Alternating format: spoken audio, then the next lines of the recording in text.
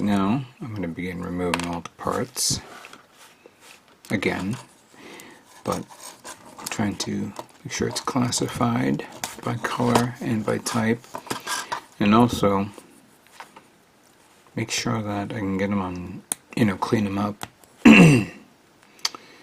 get the parts specifically for each kit, for each section. Oh my god, you want to come out? There we go.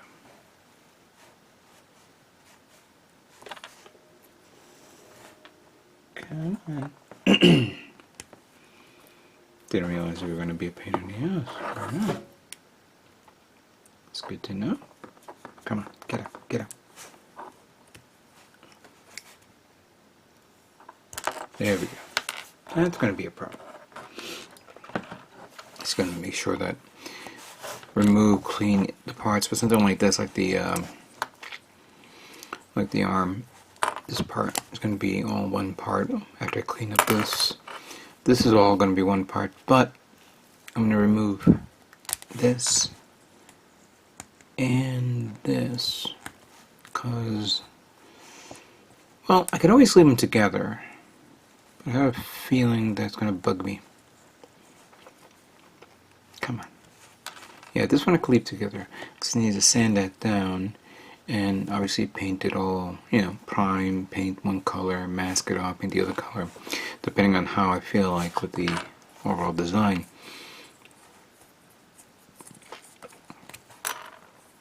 This is going to be interesting to do. Anyway, before I continue on, I want to share something with you. I got myself a new little item that I purchased at 5 and Below, and I wanted to share this with you. This is technically a tray that you can put right on top of a keyboard. I was at a store called 5 and Below, and every now and then I would find something interesting, something unique, and sure enough, I found this. And even though I have my own a tray that I picked up a while back, where I have my my keyboard on, put on top, or situated, I've been meaning to buy an organizer for the table for quite some time. And I saw this, and I said, well, this is perfect. Granted, it's designed for you to put like your smartphone there, because there's a little cavity there where you can put the power cord or power supply on. There's some areas to put pens and things like that, or maybe a magazine. But I chose it for this, for paint bottles like this. Obviously, this is going to be like that. I could put my glue there. Here we go. Perfect right there, or maybe weather and color. I put that there. It's customizable. So it basically is my new my pseudo paint station. I've been actually thinking of maybe putting it like to the right, to my side here, and just so I can play around with it. Alright, so I'm going to put paints there that will benefit my work area, something that I would need. And since I have that little thing back here, I can put this and open it up so I can review the manual. Granted, some will say that, oh, there are better products out there you can get. But you know what? Sometimes even the most simplest product of how would you say, stationary items or stuff you put for your computers and things like that will benefit, will work for you. So if you ever go to 5 and Below and see this, pick it up. $5 goes a long way, especially in a work table like this. And I still have the same size work table. I just need to rearrange and customize it. So at this moment, I'm going to be removing the parts, cleaning it up. Someone commented in my last video about the fact that this has a lack of polycaps. And you also have to think that sometimes it's good to have no polycaps, but sometimes it's bad. Because if you decide to paint over the joints, there's a possibility. Oh, I flipped over here. There's a possibility that it may cause an extra layer of paint on the areas like, you know, a peg or a hole, making it maybe a lot more tighter to put it in a part. So you may want to look into covering up the holes, like something like this.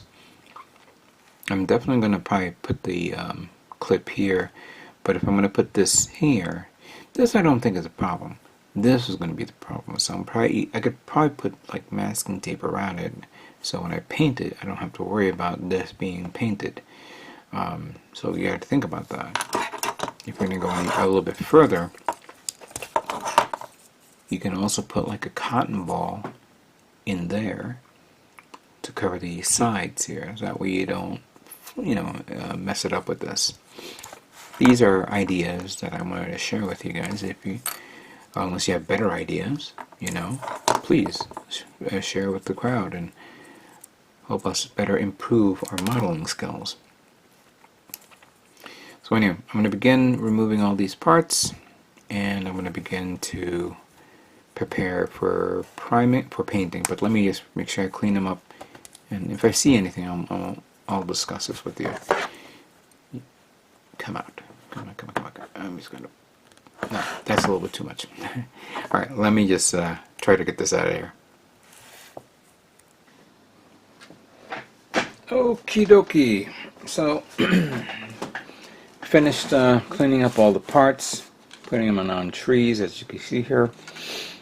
I have a few that I have not finished cleaning up, but I just want to give you a glance at how my table's going to look, because in all due fairness, I may have to readjust a few things here.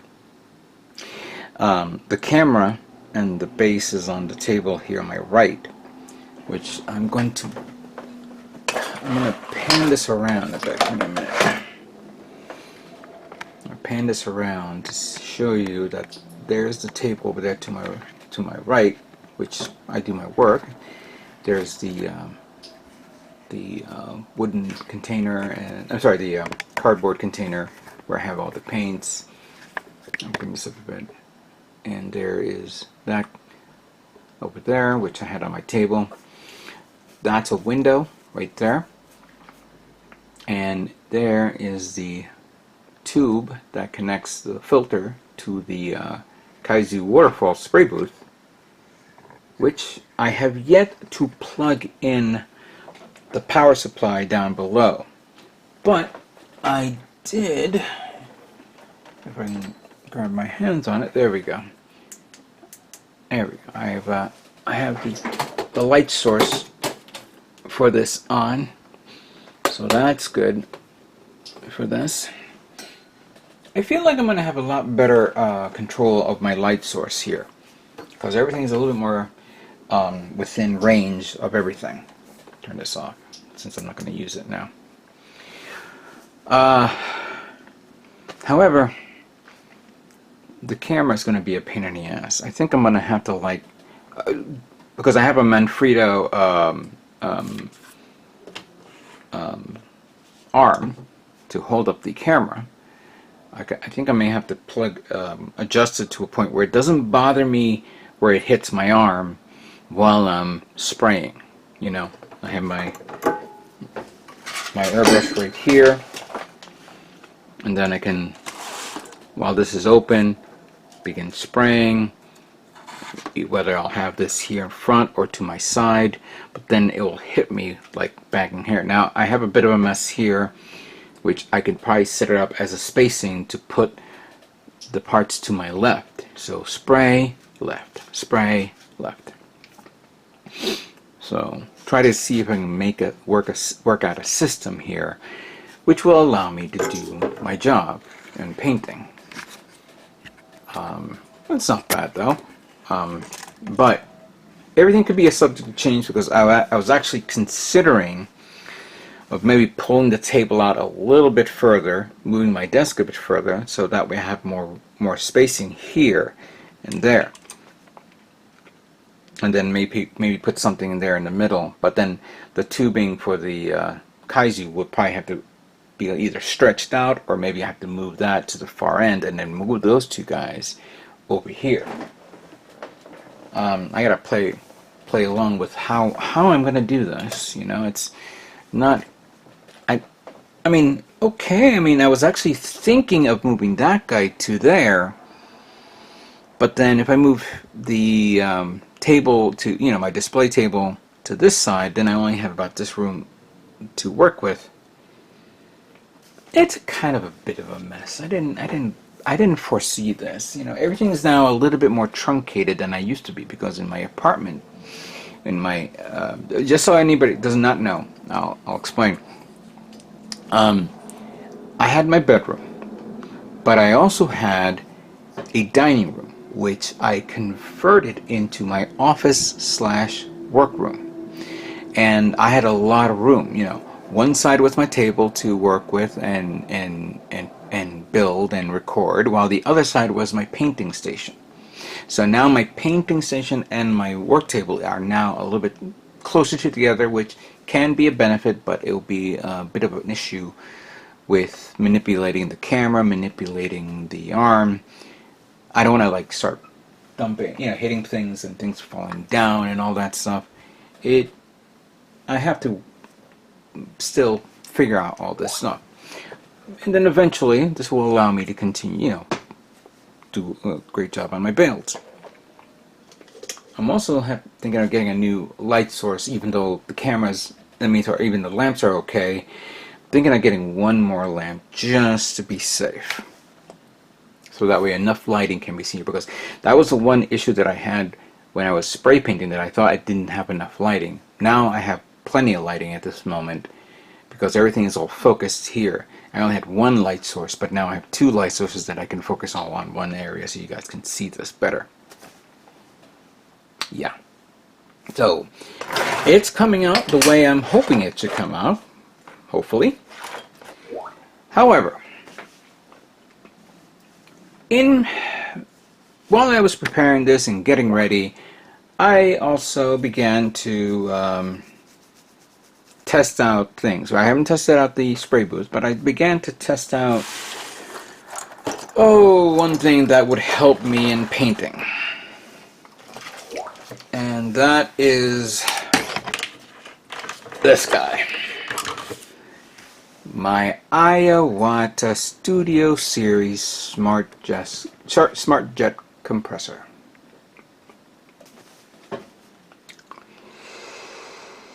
It won't turn on.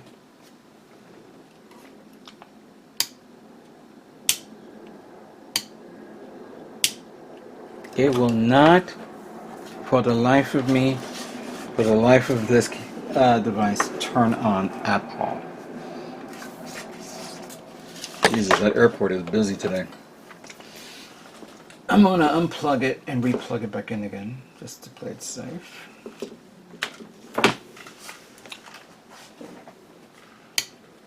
See? It won't turn on. And I don't know why. It happened to me in my home before, where it would not turn on, and then it wasn't until I began. Now, I have it on, I'm going to have it on, and if it turns on, okay, but let's see what happens. I'm going to manipulate this, move this around, because there was a time where if you do this and that, it'll stick in, but it's not, because this was an issue where I heard like clicking sounds and things like that. I've already checked the power strip. I already tried a different connector just in case, but it was turning on before. I was testing this out, and it was buzzing.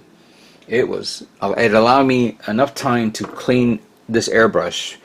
I have two other airbrushes. One needs a new nozzle. The other one, I have no idea why it's not working, so I think hopefully I get another nozzle. And then I have a fourth one, which was my my wave airbrush, which is cleaned, but only air comes out nothing fluids, and I was trying to find parts, and I can't find parts for this one. This is for the Wave HT481. I can't find the parts to see if maybe I can repair this. Yeah, Prime. Okay, shut up. But I only have one. I have 2 good airbrushes. But that means diddly if I don't have a compressor to work with. Look at that. It's not working at all. It's dead. So I'm going to have to pause the build of the aerial and pretty much everything else in between, or after that, till I get myself a new compressor. Now, it has served its purpose. I've had this compressor for 8 long years. It has paid for itself, you could say. But now it's time for me to retire it and find a new one. I've found a few that I'm actually considering getting, but I gotta wait until it arrives. So hopefully in the next video you'll see me review a new compressor that hopefully I'll get and see if it will work. And we'll go from there. So month of January I knew was not going to be quick builds. I know it's going to be one build for the aerial. But hopefully I get it done before the month is over. So stay tuned for my hopefully next review of a new compressor when it arrives.